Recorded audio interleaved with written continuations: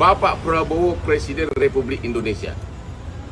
Kalau memang Bapak benar-benar mau menegakkan keadilan, tolong panggil kejaksaan dan panggil saya sebagai kuasa hukum dari Nadiem Makarim. Gelar perkaranya di istana dan saya akan buktikan, satu, Nadiem Makarim tidak menerima uang 1 sen pun. 2, tidak ada markup dalam pengadaan laptop. 3, tidak ada yang diperkaya. Sekali lagi, saya hanya membutuhkan 10 menit untuk membuktikan itu di depan Bapak Prabowo, Presiden Republik Indonesia, yang pernah jadi klien saya 25 tahun. Seluruh rakyat Indonesia ingin agar benar-benar hukum ditegakkan, dan inilah saatnya saya akan membuktikan bahwa Nadiem Makarim tidak melakukan tindak pidana korupsi. Tapi kenapa dia ditahan? Kenapa dia ditahan? Tolong perkaranya pertama kali digelar di istana. Salam dari Hotman Paris yang pernah memberikan bantuan hukum kepada Bapak 25 tahun tanpa noda 1 titik pun. Terima kasih Bapak Presiden. Sehubungan dengan perkembangan penyidikan perkara dugaan tindak pidana korupsi pada Kementerian Pendidikan, Kebudayaan, Riset, dan Teknologi dalam program digitalisasi pendidikan tahun 2019 sampai dengan tahun 2022, dapat kami sampaikan bahwa berdasarkan hasil pemeriksaan dan alat bukti, yaitu berupa keterangan saksi, ahli, petunjuk, dan surat, serta barang bukti yang telah diterima atau diperoleh tim penyidik pada Jampisus, pada hari ini kembali menetapkan 1 orang tersangka dengan inisial NAM selaku Menteri Pendidikan, Kebudayaan, Riset, dan Teknologi Republik Indonesia periode tahun 2019-2024. Perbuatan yang dilakukan oleh tersangka NAM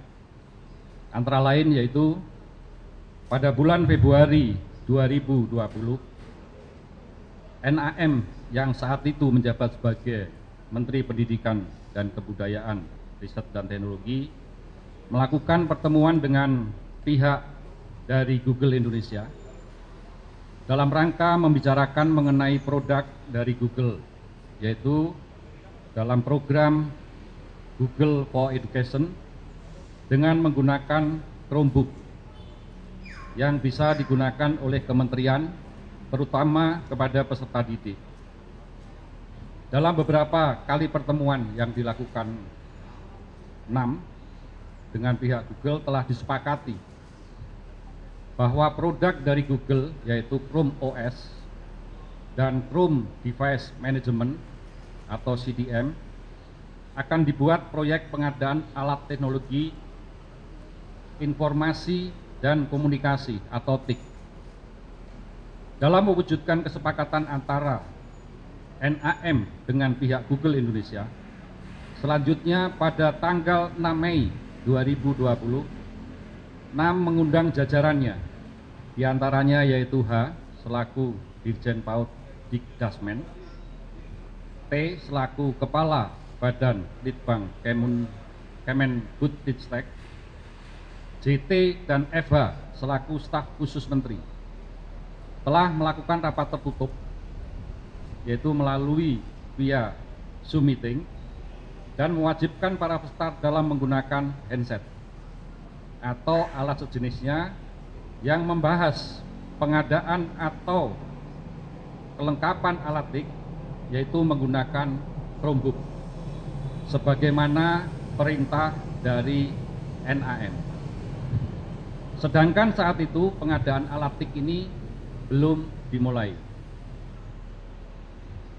untuk meloloskan Chromebook produk Google, Kemendikbud sekitar awal tahun 2020, NAM selaku Menteri menjawab surat Google untuk ikut partisipasi dalam pengadaan alat TIK di Kemendikbud.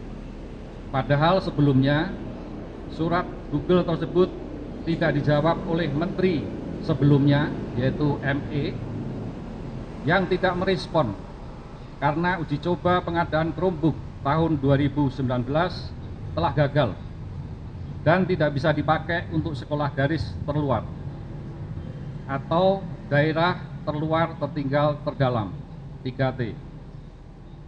Atas perintah 6 dalam pelaksanaan pengadaan TIK tahun 2020 yang akan menggunakan Chromebook, SW selaku Direktur SD dan M selaku Direktur SMP membuat juknis, juklap yang spesifikasinya sudah mengunci, yaitu Chrome OS.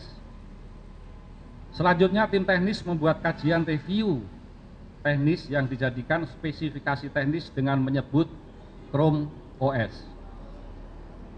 6 pada bulan Februari 2021 telah menerbitkan Permendikbud nomor 5 tahun 2021 tentang petunjuk operasional dana alokasi khusus fisik reguler bidang pendidikan tahun anggaran 2021 yang dalam lampirannya sudah mengunci spesifikasi Chrome OS.